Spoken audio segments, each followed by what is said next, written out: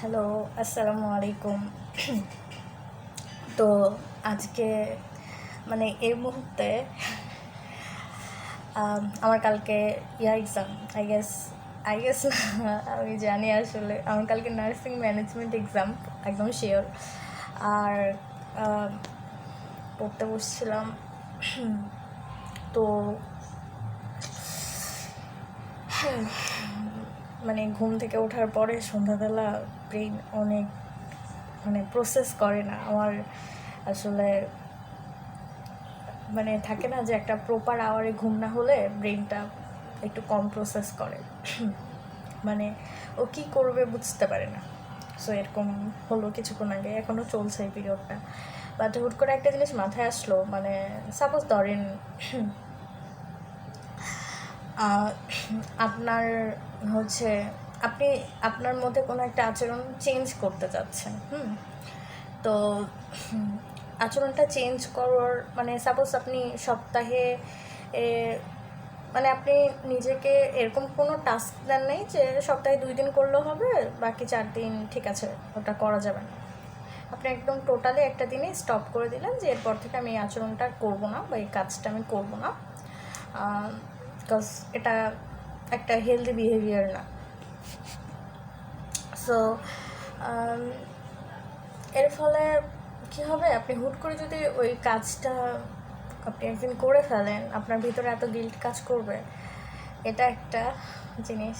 But নিজেকে ক্ষমা করতে হবে, বিকজ আপনি যখন সেলফ কাউন্সেলিংটা করেন তখন আসলে নিজের প্রতি যদি আপনি কাইন্ড না হয়ে গিল্টের যে প্রেশারটা এটা দিয়ে আপনি করেন, এর ফলে আপনার এই গিল্টের প্রেশারে আরও বেশি জিনিসটা ভিতরে মার্ক করবে।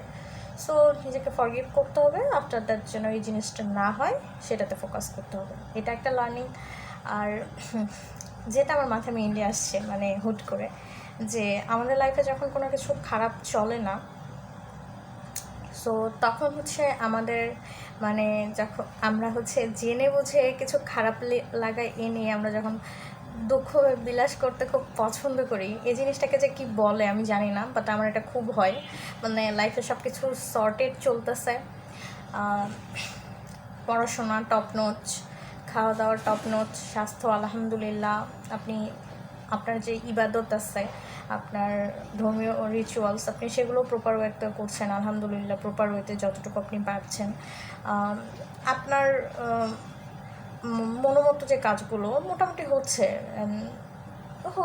তো এখন তো যে পাস্টের কিছু স্যাড থিং এনে ব্রেনকে স্যাড ফিল করানো, দুঃখটা বিলাস করা, এটা আসলে ইনার সাইড থেকে হয় নাকি ব্রেন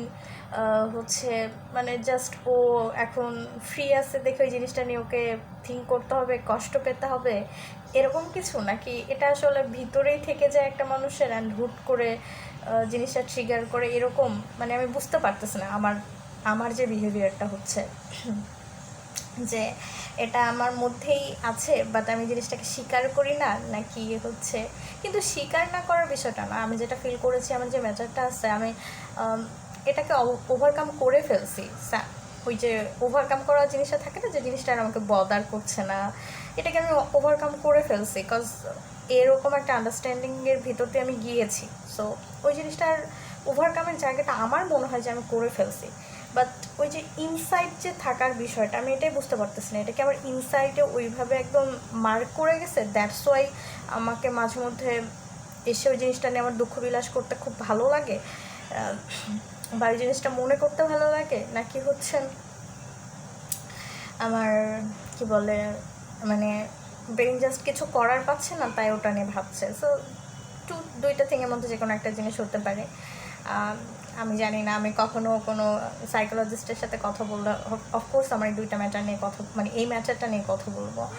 অ্যান্ড নিজেকে নিজের গ্রোথগুলো কি জানেন, খুবই সিম্পল গ্রোথ আমি এখন নিজের মধ্যে আনার ট্রাই করছি, যে আমার চোখের এদিক থেকে ওদিক তাকানো নিয়েও যেন কোনো একটা মানুষের মধ্যে হার্ডনেস না কাজ করে, থাকে না যে আমরা আমাদের আই এক্সপ্রেশন, ফেস এক্সপ্রেশন, তারপর বিহেভিয়ারের যে আমাদের এক্সপ্রেশনটা থাকে, সেটা দিয়ে আমরা একটা পার্সনকে হার্ট করে ফেলি। কথা তো অনেক ভারী জিনিস, অফকোর্স কথার দ্বারা মানুষ আঘাত হয়, এটা খুবই মানে খুবই একটা সেন্সিটিভ ইস্যু, বাট থাকে না যে আচরণের দ্বারা বা ফেসের এক্সপ্রেশনের দ্বারাও যেন কেউ কষ্ট না পায়। এটা আমি খুবই ট্রাই করছি, সো হার্ড ট্রাই করছি, অ্যান্ড আমি কাইন্ড হওয়ার ট্রাই করছি, বাট তার সাথে আমি হচ্ছে খুব কী বলে হেলদি ওয়েতে সেলফিশ হওয়ারও ট্রাই করছি, because it's very important for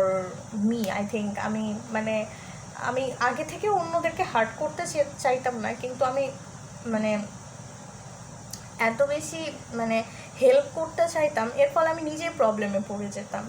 so এই জন্য এই জিনিসটা আমি একটু ফোকাস করেছি, বাট এখন আমি ট্রাই করছি যে আমি ব্যালেন্স করি, হেল্প করবো অফকোর্স, কেউ যদি হেল্প চায় অবশ্যই হেল্প করবো, বাট নিজে থেকে গিয়ে ওকে হেল্প করা and all those stuff, no way.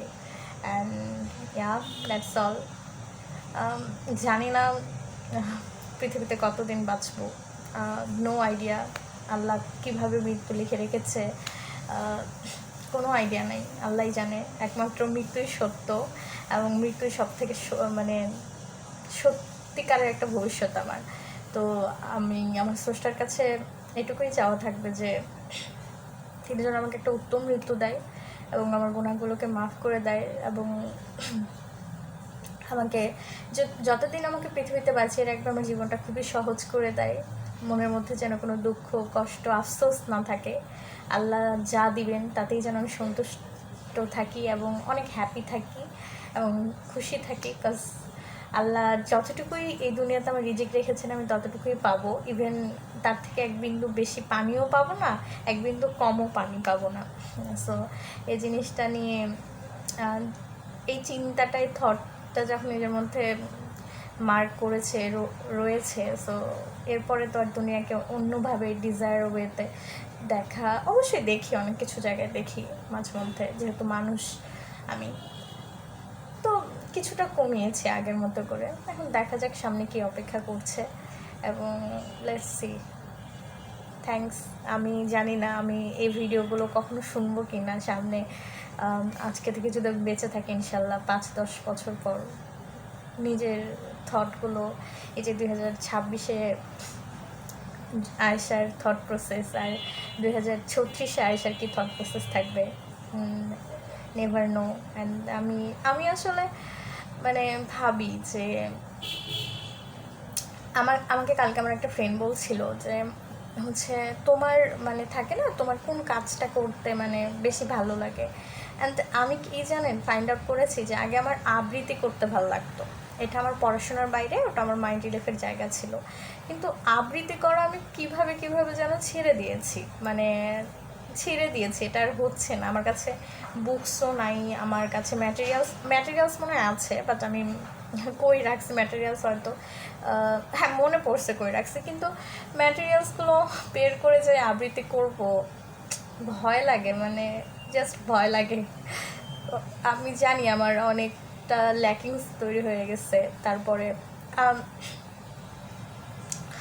আমার থাকে না, এমন না আমি প্রপার ওয়েতে মিউজিক প্র্যাকটিস করা কখনোই প্রেফার করি না, বাট থাকে না মাঝে মধ্যে নিজের জন্য, জাস্ট নিজের মাইন্ডটাকে ফ্রেশ করার জন্য কোনো মিউজিকের টিউন শোনা, শেখা, এটাও ভালো লাগে।